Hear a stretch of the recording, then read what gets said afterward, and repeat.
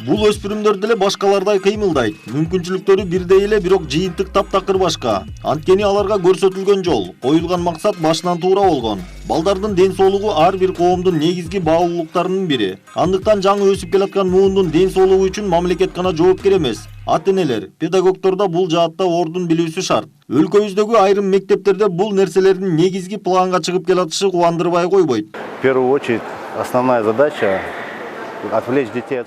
Биздин эң башкы максатыбыз балдардын бош убактыларын пайдасыз нерселерге жумшабай бул жерге коротсун деген ой. Бизде бул багытта көптөгөн спорттук иримдер иштейт. Айтсам волейбол, баскетбол, карате, гимнастика, шахмат жана башкалар. Бизден бүтүп кетип абройлуу турнирлерде сыйлуу орунга татыган бүтүрүүчүлөрүбүз көп эле. Активного направления это баскетбол, волейбол. Өсүп келе жаткан муундун физикалык ден соолугун жакшыртуудан мурда аны психологиялык көйгөйлөрдөн арылтуу зарыл. Эгерде өспүрүм дени сак жашоо образы бул жакшы нерсе экенин түшүнбөсө, ага психологиялык жактан даяр болбосо, анда дени сак улут жөнүндө сөз кылуу оорураак. Уядан эмнени көрсө учканда ошону алат деп эл накылында айтылгандай, эмне жакшы, эмне жаман экенин уядан эле ата-энесинин жардамы менен ажырата билүүсү шарт. Баарынан мурда ата-эне баласы үчүн күзгү болушу керек.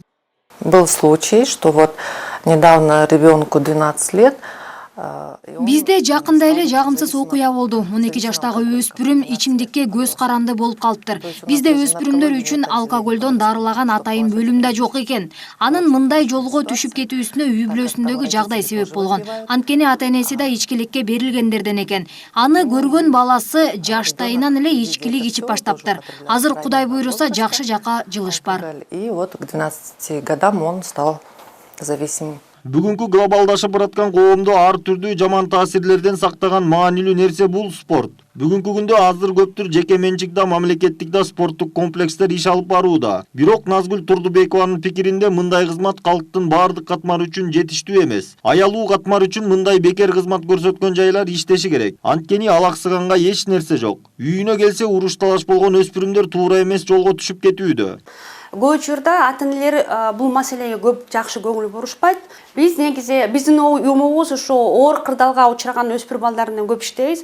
Анан көп учурда алар ушу негизи спорттук клубтарга башканга мүмкүнчүлүгү жок болот да. Себеби деген бул кымбат. Жакшы мындай спорттук клубтар деген спорт клубтар кымбат. А негизи биз эгерде эл аралык стандарттарды карасак, балдардын укугун коргоо боюнча, анын ичинде ар бир өспүрүм бала өнүккөнгө дагы анын укугу бар. Бул багытта мамлекет тарабынан да бир топ программалар кабыл алынып, ден соолугунан мүмкүнчүлүгү чектелген өспүрүмдөрдү да спортко тартуу боюнча албан иштер жүргүзүлүп келүүдө. Айтсак, өткөн жылы Кыргызстан Бириккен Улуттар уюмунун ден соолугунан мүмкүнчүлүгү чектелген адамдардын укугун коргоо боюнча конвенциясын кабыл алган. Муну менен бирге көптөгөн майыптыгы бар жанандардын укугун коргоо боюнча эл аралык милдеттемелерди мамлекет өз мойнуна алган. Азыркы учурда ошол конвенциянын талаптарын аткарышуу боюнча бизде жумушчу топ түзүлгөн. Ошонун ичинде биз 12 иш-чара караганбыз.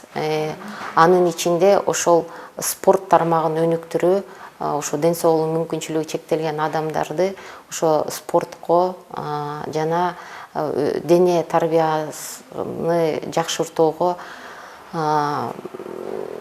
багыттаган иш-чараларды караганбыз.